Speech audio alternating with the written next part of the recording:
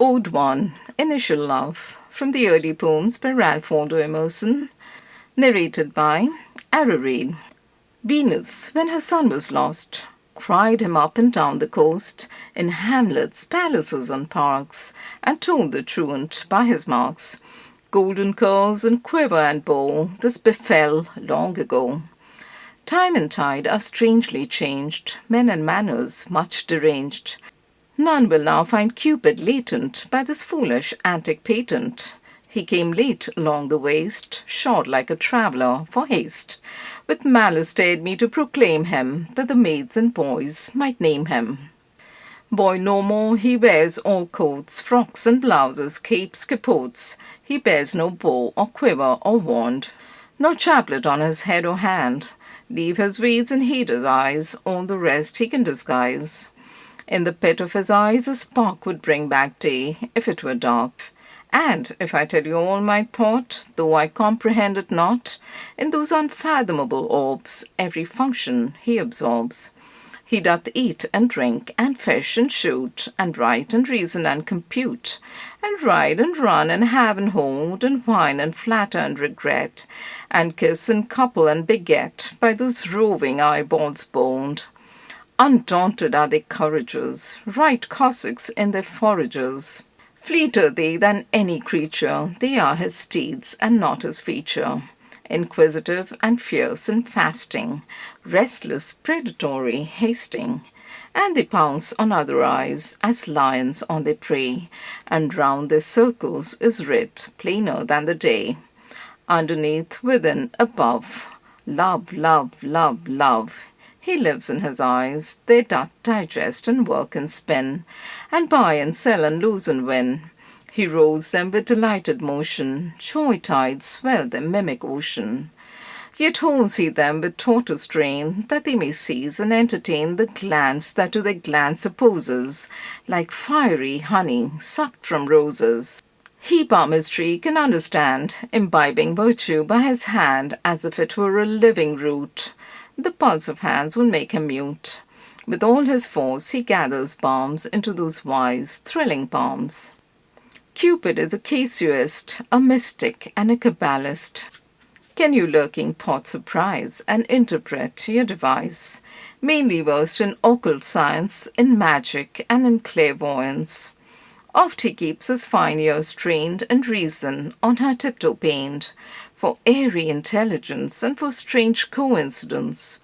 But it touches his quick heart when fate by omens takes his part, and chance dropped hints from nature's sphere deeply soothe his anxious ear. Heralds high before him run, he has ushers, many a one, spreads his welcome where he goes, and touches all things with his rose. All things wait for and divine him. How shall I dare to malign him, or accuse the god of sport? I must end my true report, painting him from head to foot, in as far as I took note. Trusting well the matchless power of this young-eyed emperor will clear his fame from every cloud, with the bards and with the crowd. He is willful, mutable, shy, untamed, inscrutable, swifter fashioned than the fairies, substance mixed of pure contraries.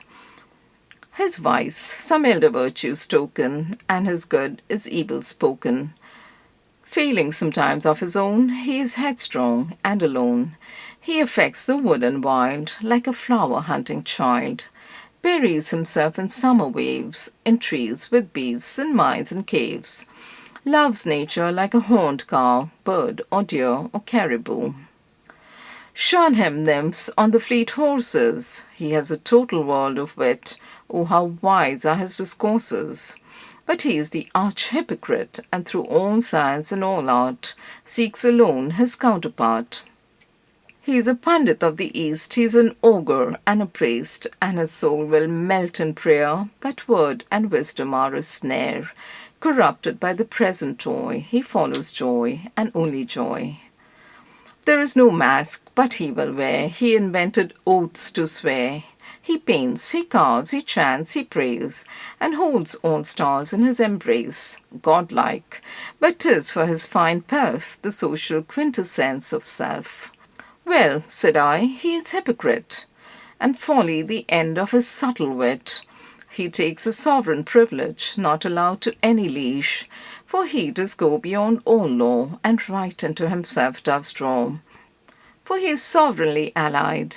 Heaven's oldest blood flows in his side, and interchangeably at one with every king on every throne, that no god dare say him nay, or see the fault, or sin betray.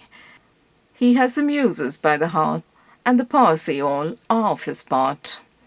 His many signs cannot be told, he is not one mode, but manifold. Many fashions and addresses, piques, reproaches, hurts, caresses, action, service, badinage. He will preach like a friar, and jump like harlequin. He will read like a crier, and fight like a paladin. Boundless is his memory, plans immense his term prolong. He is not of counted age, meaning always to be young. And his wish is intimacy, intimater intimacy, and a stricter privacy. The impossible shall yet be done, and being two shall still be one. As the wave breaks to foam on shelves, then runs into a wave again. So lovers melt their sundered selves, yet melted would be twain.